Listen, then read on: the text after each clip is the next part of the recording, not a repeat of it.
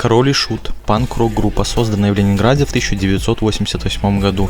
Правда, тогда она называлась «Контора», но самое основное у нее уже было – Михаил Горшенев. Создатель, солист и в прямом смысле лицо группы, с жутким гримом, наводящим страх, но оттого еще легче узнаваемое.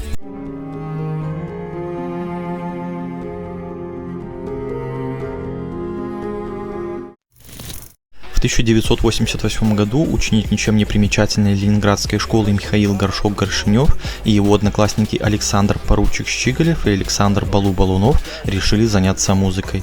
Созданный коллектив играл панк-рок. Мелодии и слова песен соответствовали избранному направлению. Через год панк размыло волной по прозвищу «Князь». Андрея Князева Горшок встретил в реставрационном училище. Новый знакомый писал весьма своеобразные тексты. Каждый был законченным произведением, пусть и с небольшого формата. Сюжеты автор заимствовал из фольклора, мифологии, фэнтези. Князю понравилось, как звучит музыка, создаваемая группой, а Горшку пришлись по вкусу стихи Князя. С того момента ведет отсчет история создания нового творческого союза. Первые концерты команды проходили в клубе «Там-Там», а затем у ребят появилась площадка в старом доме. Уже тогда группа пользовалась популярностью у публики. Поклонники охотились за личными вещами музыкантов, а однажды из клуба со сцены украли задник. Имя «Король и Шут» возникло в 1990 году. Парни долго перебирали разные идеи: зарезанный одуванчик, Армагеддон, Апокалипсис, Король Шутов. Последнее наименование с небольшими вариациями было в итоге принято. Киш, как сейчас привыкли говорить фанаты, в 1991-92 годах писали треки полупрофессиональные студии. Тогда ребята впервые вышли на сцену и поучаствовали в радиоэфире. В 1994 году в небольшом количестве, исключительно на аудиокассетах, был выпущен альбом «Будь как дома, путник», признанный большой редкостью среди фанатов. Он не входит в каноническую дискографию. Король и Шут гастролировали только по клубам Петербурга, пока в 1996 году о них не сняли 30-минутную передачу. Ее не единожды крутили на Пятом канале. Из съемки выросли 4 видео на композиции «Дурак и молния», «Внезапная голова»,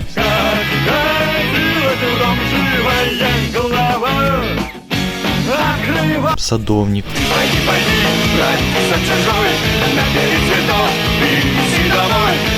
«Блуждают тени». Отличительная особенность всех 4 – на редкость маленький бюджет. В составе группы «Король и Шут» постоянно случались рокировки.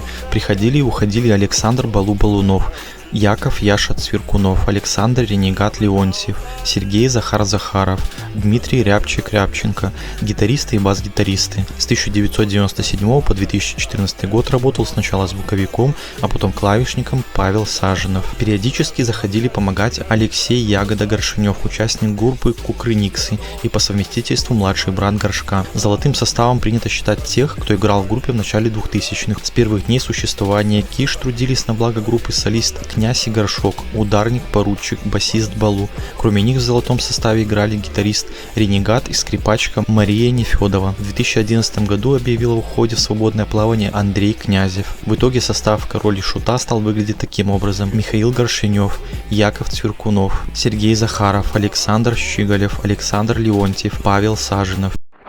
Песенные страшилки позволяли именовать стиль «Король и Шута» хоррор-панком, но неправильно ограничиваться только этим определением. В творчестве Киш прослеживались такие жанры, как фолк-рок и арт-панк, хардкор и хард-рок. Поклонники нередко сравнивали своих кумиров с творчеством другой популярной группы 90-х годов – «Сектор Газа», где образы вурдалаков и мистических чудовищ использовались в текстах песен и во время выступлений. В 1996 году на суд аудитории исполнители вынесли первый официальный диск «Камнем по голове», признанный впоследствии для раннего Киша программным. Годом позже слушатели смогли насладиться альбомом «Король и Шут», куда вошли треки из неофициального «Будь как дома, путник», записанные в более хорошем качестве. Обложку диска украсил логотип, который был придуман лидером группы «Слот» Игорем Лобановым, в то время занимавшийся дизайном. 1998 год ознаменовался выпуском 3-го альбома, более мелодичный, менее похожий на панк акустический альбом. Как говорится, выстрелил. Баллада «Прыгну со скалы»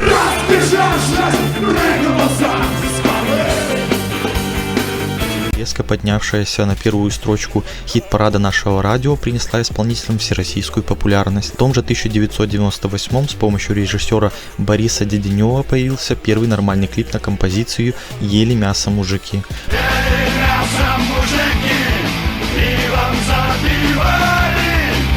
тоже попавшую в чертову дюжину. В 1999 Король и Шут впервые за историю существования открыли сольники и создали альбом «Ели мясо мужики». Пережив встречу миллениума, группа создала очередную пластинку «Герои и злодеи». В списке хит-парадов ворвался новый трек «Помнят с горечью древляне». Все застыли в изумлении, лишь народ о том узнал. Популярностью пользовалась баллада «Воспоминания былой любви».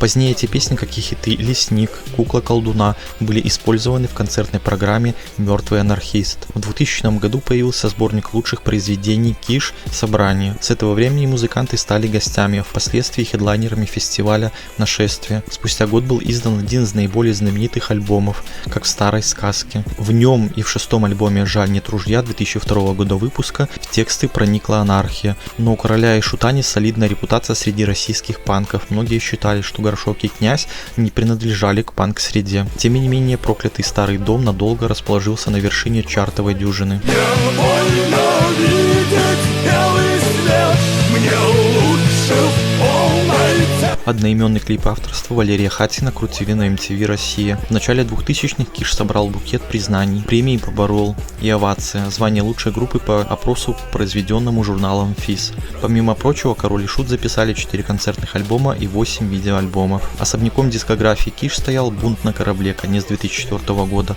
Он писался живьем, как концертник. Фанаты Король и Шут заволновались в 2005 году. Вышли пластинки «Я алкоголик-анархист» и «Любовь негоднее». Сольные альбомы, соответственно, Горшка и Князя. Но переживания оказались преждевременными. В конце 2006-го был презентован «Продавец кошмаров». Треки «Марионетки» и «Ром», как и другие песни Киш, до них, едва попав в ротацию, задержались в чартовой дюжине надолго. В 2008-м, по традиции, в конце года появился 9-й альбом «Тень клоуна», а в 2010-м «Театр демона», прославившийся хитом Энди Кауфман. Энди Кауфман раздвоится. Параллельно с созданием новых песен и записыванием альбомов Король и Шут участвовали в российских и заграничных фестивалях и музыкальных проектах. В 2011-2012 годах вышли 2 альбома по зонг-опере ужасов «Тот», акт 1 «Праздник крови» и акт 2 «На краю».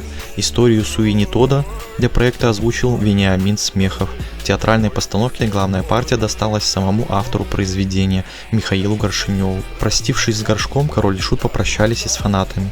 Музыканты группы, не собираясь расходиться, организовали новую кампанию «Северный флот». Так называлась одна из композиций Киш. У Князева работал сольный проект «Князь».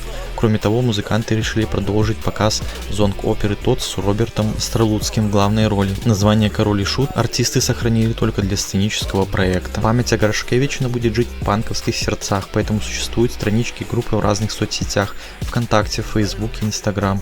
В 2014 году на просторах интернета Князев начал выкладывать раритетные, никогда не издававшиеся записи группы, а спустя 2 года Александр Балунов выпустил книгу «Король и Шут» между Купчиной и Ржевкой, посвященную истории создания музыкального коллектива. Авторству Князева принадлежит литературный труд «Король и Шут. Старая книга», в которой он разместил множество фото рукописей Михаила Горшенева.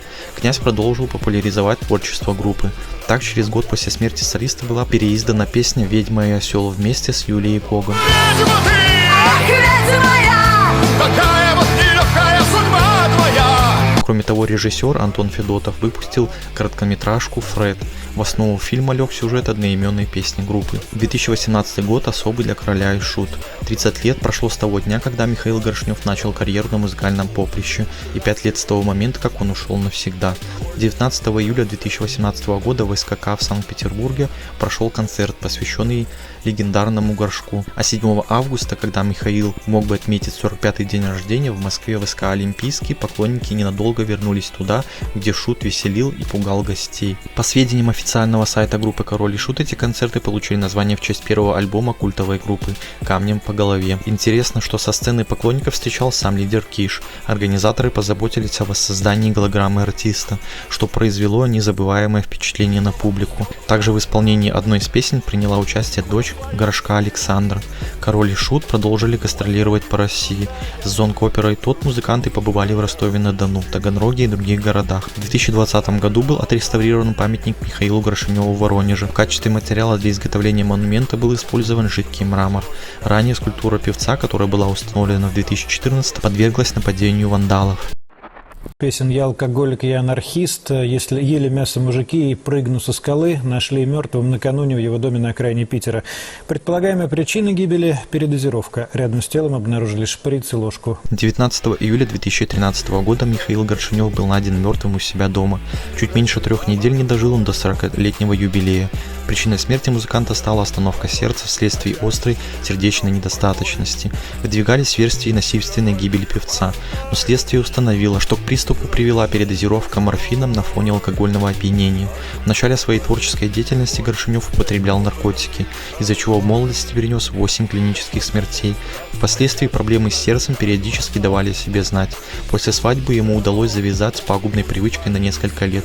Он начал вести здоровый образ жизни, заниматься спортом. После срыва Михаил решил закодироваться, но и это не помогло. К концу жизни артист выглядел очень плохо. Зависимость забрала последнее здоровье. На гражданскую панихиду, которая прошла в спортивном комплексе «Юбилейный», прибыло более 10 тысяч фанатов музыканта. По завещанию певца его тело было кремировано, а затем прах захоронен на Богословском кладбище Санкт-Петербурга. Позднее на могиле исполнителя был установлен памятник в виде изображения Горшенева в момент выступления на сцене. В память о лидере группы был основан фонд его имени. Организация занялась проведением концертов, выпусков раритетных материалов, сбором редких записей с участием солиста коллектива «Король и Шут». Музыканты группы продолжают чтить традиции и проводить памятные концерты, даже несмотря на ковидные ограничения. В 2021 году выступление Киш прошло не летом, а осенью. Программа получила название «Блуждают огни». Местом проведения музыкального шоу был выбран клуб А2 в Санкт-Петербурге.